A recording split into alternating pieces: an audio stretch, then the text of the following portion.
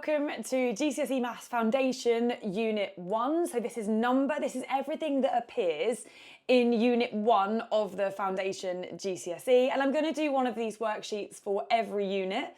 It might take me a little while, but we will get there and hopefully they will all be up very soon. So let's get into it, and we're going to start with types of number. So multiples of 6 are numbers in the 6 times table. So your multiples of 6 would be 6, 12, 18, 24, and so on. And they would go on forever. So normally in an exam, you'd be asked for the first 5 multiples or something like that. Factors of 10 are all the numbers that fit into 10 an exact number of times. So we have 1 times 10, that makes 10. So 1 and 10 both fit in an exact number of times. Also 2 and 5, and that's it. Those numbers have to fit in a whole number of times. So 1 fits in 10 times, 10 fits in once, and so on. Your prime numbers are numbers that have 2 factors, 1 and itself. I think they're just the ugliest numbers, but that's just me. They are 2, 3, I like 2, 5, 7, not 9, because 9 is in the 3 times table. So 9 has more than 2 factors. It has 1, 3, and 9. So 3 factors means it isn't prime.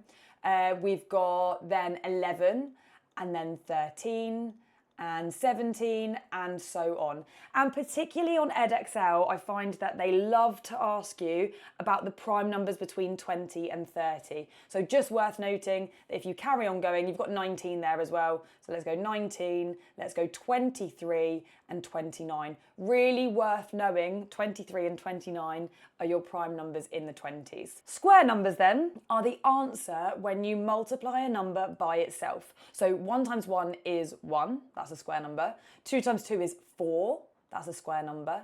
3 times 3 is 9, that's a square number.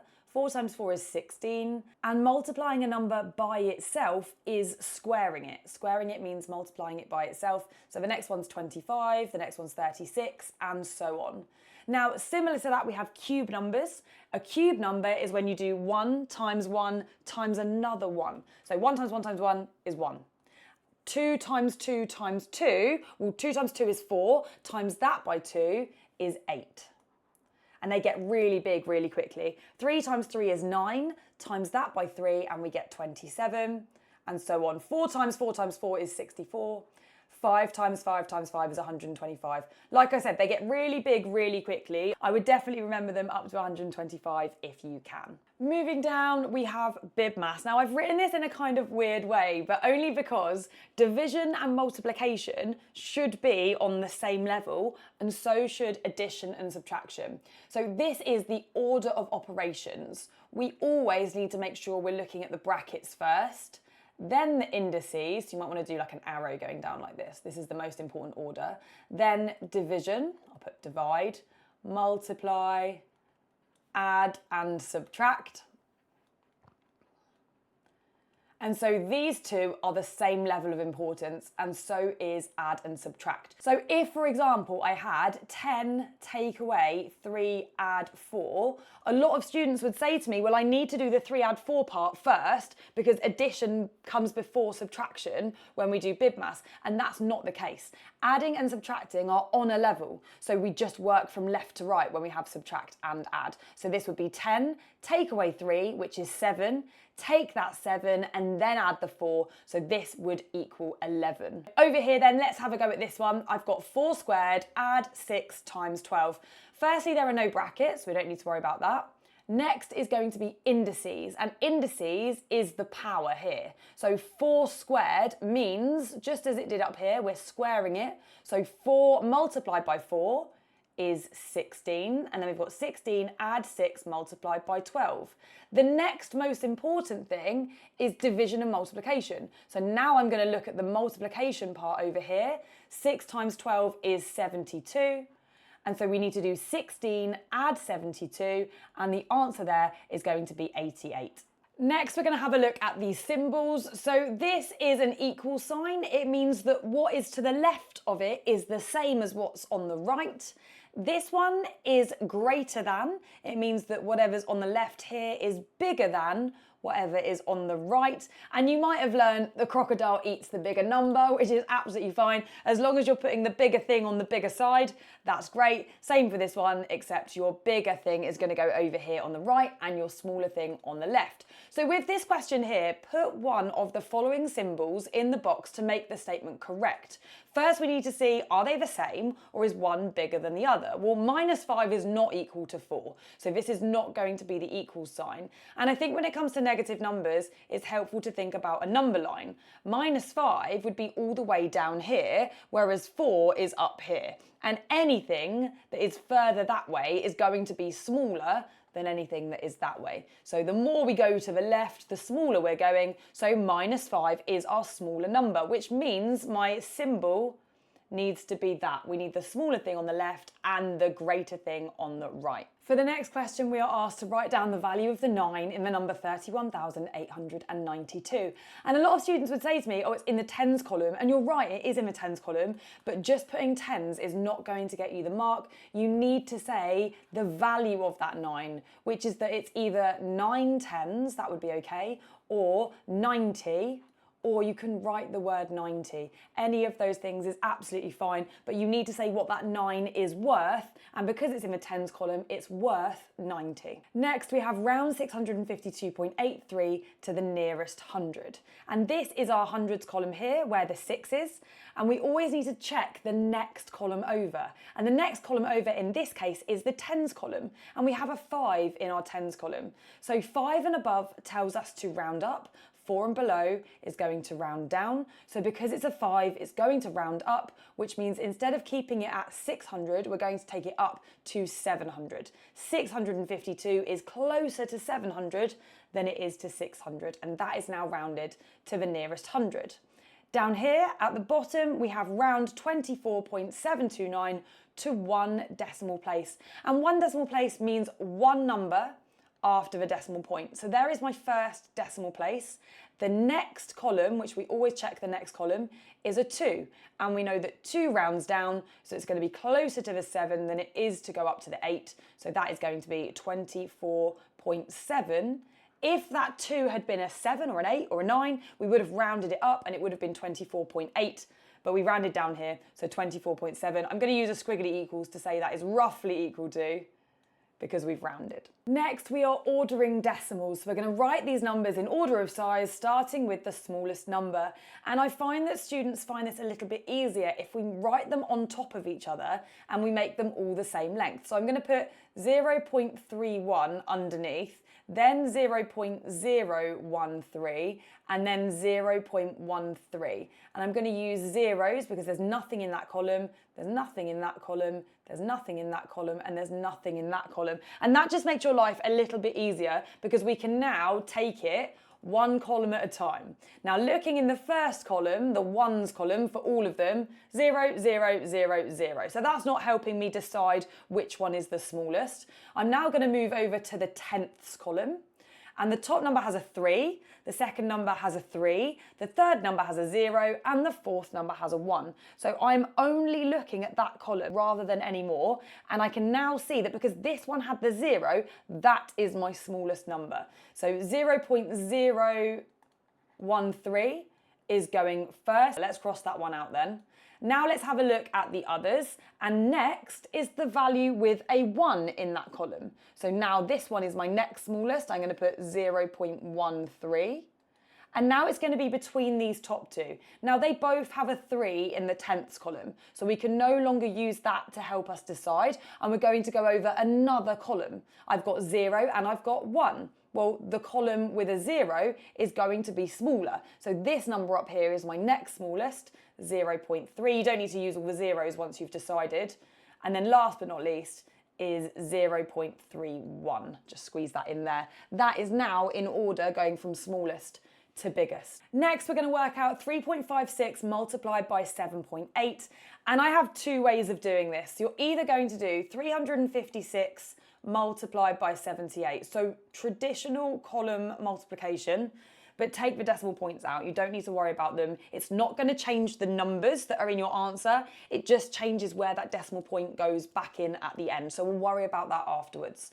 So let's do 8 times 6 is 48. So 8 carry the 4.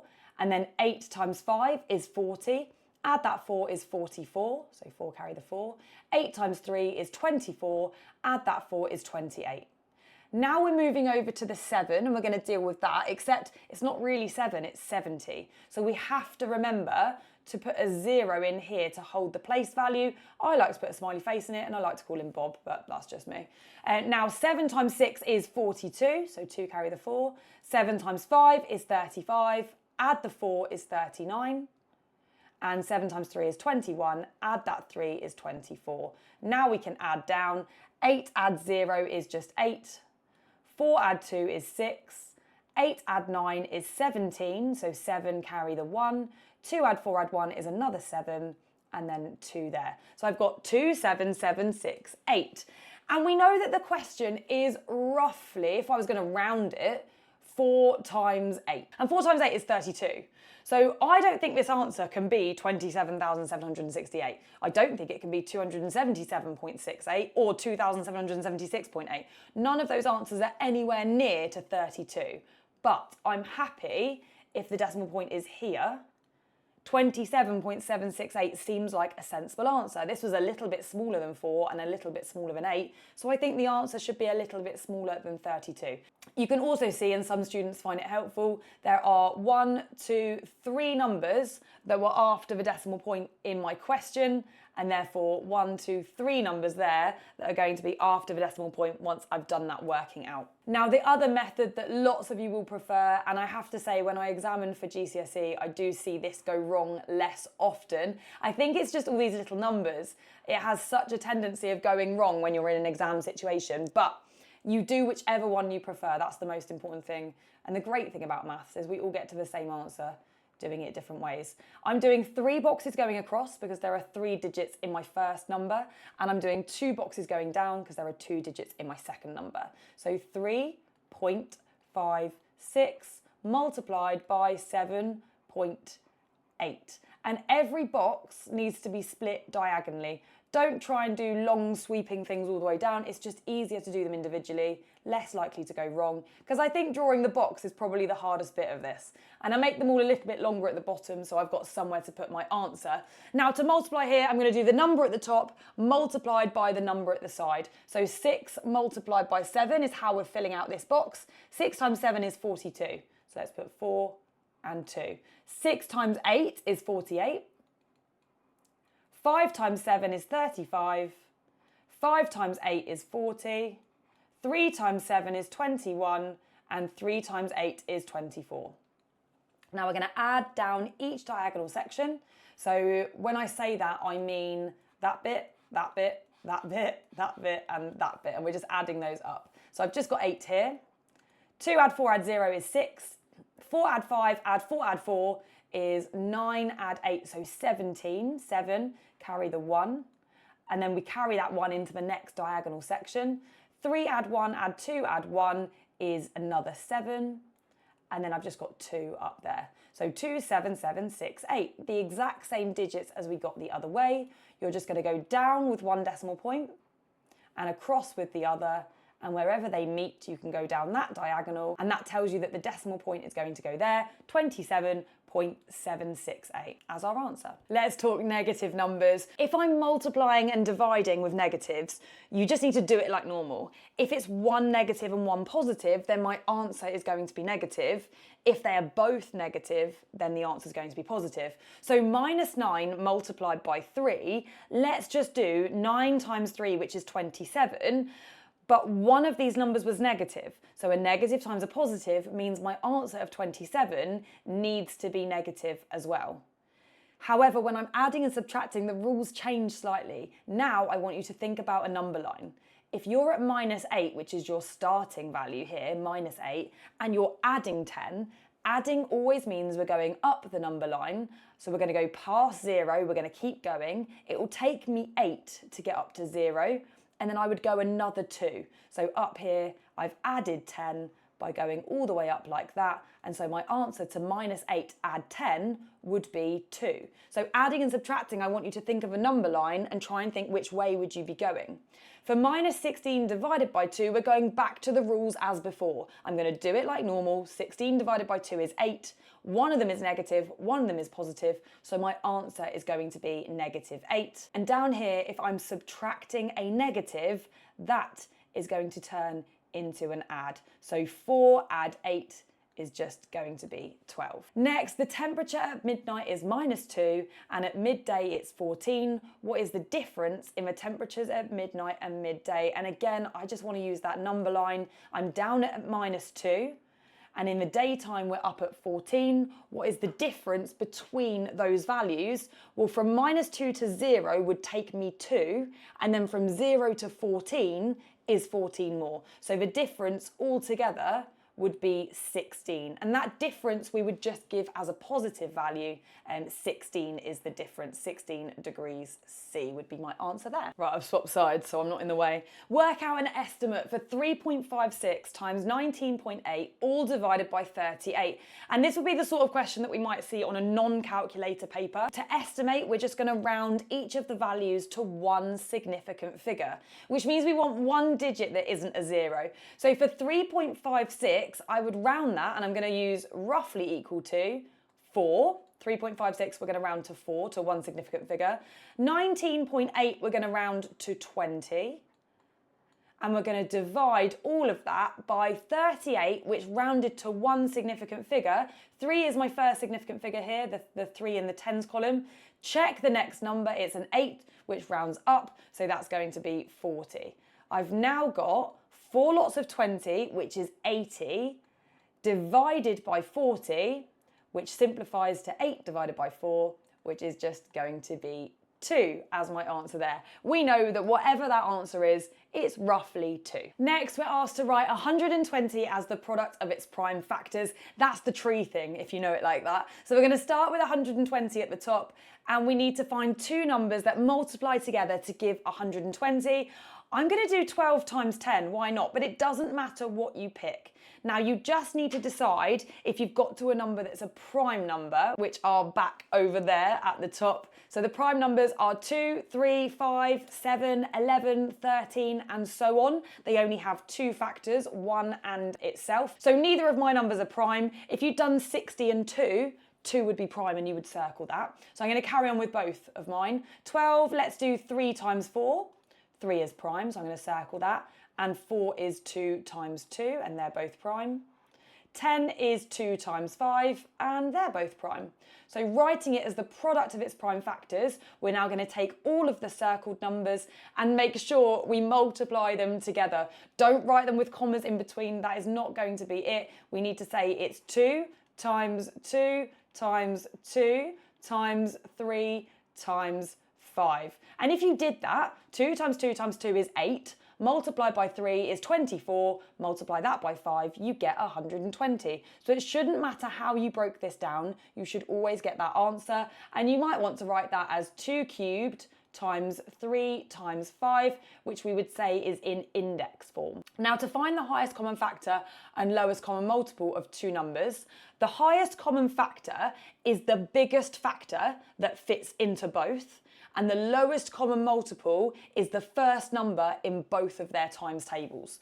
Now, to do that, the easiest thing to do is to do what we've just done, the prime factorisation for both numbers. We've already got it for 120, so let's quickly do it for 150. 15 times 10, 15 is 3 times 5, and 10 is 2 times 5. And then I'm going to do a Venn diagram. So a circle for 120 and a circle for 150. And we're now going to put the numbers into those Venn diagrams. So these numbers were for 120, let's put that in. And these numbers, I haven't written them out, but those four are for 150. What have they got in common? So in the middle, we can put a 2 because they both have a 2. We can also put a 3 because they both have a 3. And we can put a 5 because they both have a 5. The 150 has another 5 that we haven't used, so let's put that out there. And the 120 had another 2 and another 2 that we didn't use, let's put that out there. Now, the highest common factor is going to be all the numbers in the intersection, in the middle bit, multiplied together. So this is my highest common factor, 2 times 3 times 5. 2 times 3 times 5 is 6 times 5, so 30 is my highest common factor. 30 is the biggest factor of 120 and 150. Now, to get the lowest common multiple, you're going to take that 30, all the numbers in the middle multiplied together, and multiply it by any numbers that are left on the outside. So the 5, the 2, and the 2. I am going to cheat a little bit. Well, it's not cheating, it's just maths. I'm going to save the 5 times 2 because I know that makes 10, and multiplying by 10 is a little bit easier without a calculator. So 30 times 2 is 60. Let's now times that by 10, and that is 600. So the lowest common multiple, the first number that's in the 120 times table and the 150 times table, would be 600. And I've just popped my lovely little calculator up for this last one because we have to work out the square root of 3.5 squared, take away 4, all divided by 2.478. And this is just testing your ability to put it in your calculator. So hopefully you've got a calculator that looks a little bit like this. And what we need to decide first is, are we going to press this fraction button first, or are we going to press the square root button first? And look at the difference. If I press the square root first and then I press fraction, can you see that that square root has gone all the way round the fraction to the bottom, which sometimes we want, but in this case, we only want the square root symbol to be on the top. So I needed to press it the other way round, fraction first, then square root. Okay, I'm happy with that. 3.5 is being squared, so I'm going to use this square button here, and then we are taking away 4. That's all inside the square root in the question, all inside the square root on my screen. Then use your down arrow to come down to the bottom of the fraction here, and we're typing in 2.478. Hit EXE to get the answer, and here we go, 1.159.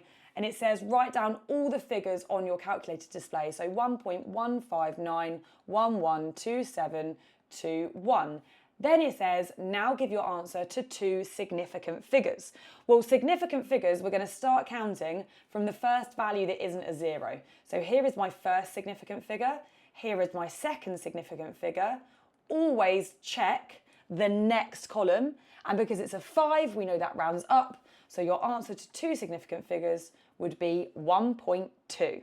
At this point, I'd love if you would have a go, pause the video at the second side of the sheet. So the second side of the sheet is all exam questions taken from past papers. Have a go at all of those questions and then play the video and I'll go through those questions with you as well.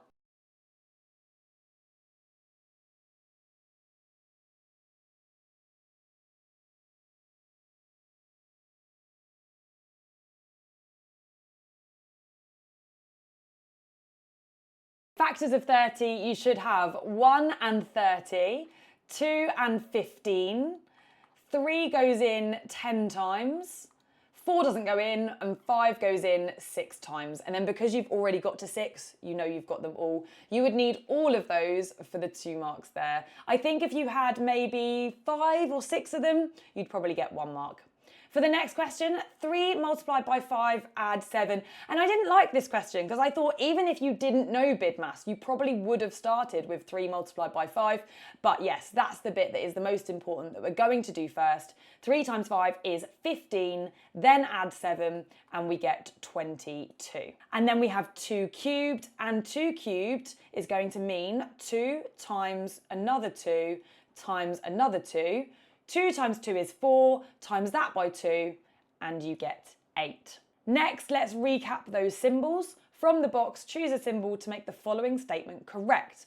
-2 multiplied by -3, we said a negative times a negative. We would do the 2 times 3 like normal, but if they were both negative, it would give an answer of +6. And then over here on the right, if I'm at -3 on my number line, and I add 9, I'm going to go all the way up past 0, keep going, and I'm going to get to 6. So that is also 6. So well done if you put an equals in the middle there. They actually had the same value. Next question is to write down the value of the 9 in that number. And again, if you wrote tenths, that wouldn't have been enough. You either need to say 9 tenths or 0.9 would have been absolutely fine as your answer there. And at the bottom, write 19.4949 correct to the nearest whole number. So if we're rounding it to the nearest whole number, we need to check the tenths column. And in the tenths column, we have a 4, and 4 rounds down. It doesn't matter that the next value is a 9. I'm not looking at that column. I'm just looking at this. The 4 rounds down, so 19.4949 is closer to 19 than it is going up to 20. So that 4 tells me everything I need to know, and your answer to that one is 19. Let's order our numbers here, and I said I wanted to write them over the top of each other, 0.4, 0.02, 0.37, 0.152, am I going to squeeze them all in, and 0.2. Fill in any gaps with zeros so that they're all the same length.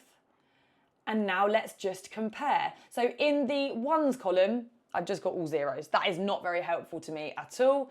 In the tenths column, I actually think the tenths column is going to tell me everything I need to know, which is fabulous. So I've got a 4, a 0, a 3, a 1 and a 2. And the other columns don't even matter. I can now see what the smallest number is. It's going to be the one with the 0. So 0.02 was the smallest. We can cross that one out. Next is going to be the one with a 1. So 0.152, the one with the 1. There we go. Then it's going to be the 2, so 0.2. Then it's going to be the 3, so 0.37.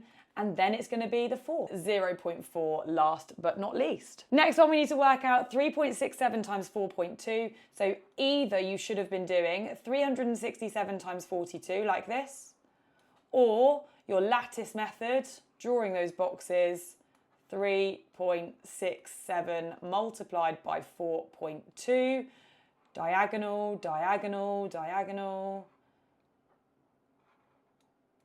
I would say, like Beyonce, to the left, to the left.